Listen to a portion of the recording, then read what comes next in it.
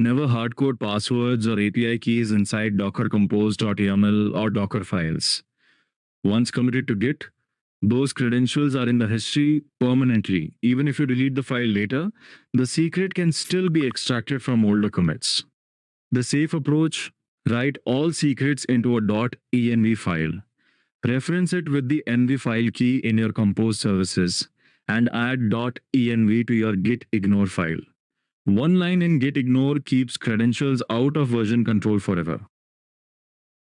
Watch the two approaches side by side. On the left, password hard-coded directly in the compose file, one git commit, and it lives in history forever. On the right, secrets in a .env file, git ignored, never committed. Same app. One is a security incident waiting to happen, the other is safe.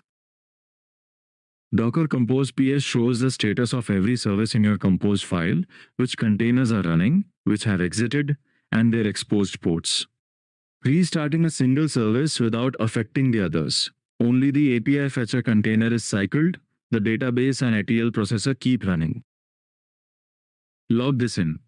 Never commit secrets to Git, use a .env file and gitignore it. Know your 4 daily commands: compose up to start, compose down to stop, compose ps to check status, and compose restart to cycle one service.